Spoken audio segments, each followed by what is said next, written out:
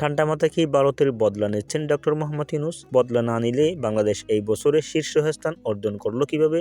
আজকে আমি এই বিষয়গুলো সম্পূর্ণ আলোচনা করব। অবশ্যই ভিডিওটি সম্পূর্ণ দেখবেন। হাসিনা ক্ষমতা থেকে উৎখাত হওয়ার পরই দিল্লি বাংলাদেশের শত্রুতা শুরু। দিল্লি বারবার হেরে যাচ্ছে। ডক্টর ইউনূসের ভারতীয় মিডিয়াকে এক টুকরো কাগজে ফেলে দিয়েছে কিভাবে? আন্তর্জাতিক পর্যায়ে ডক্টর ইউনূস ভারতের প্রতি উৎসাহীনতার সাথে আচরণ করছেন বলে জানান তারা।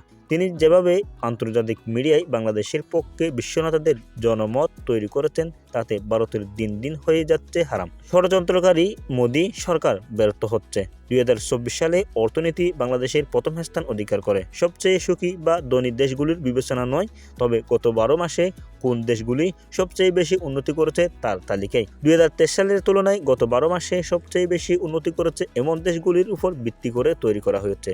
15 বছরের স্বৈরশাসনের পতনের পর Bangladesh country of the year 2024 খেতাব জেতেন।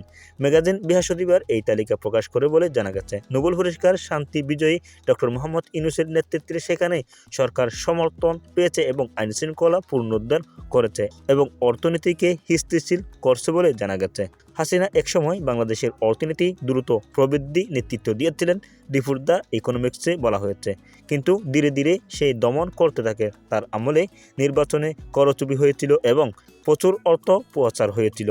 শাসন পরিবর্তনের সময় বাংলাদেশের প্রতিশোধমূলক সহিংসতার ইতিহাসও রয়েছে।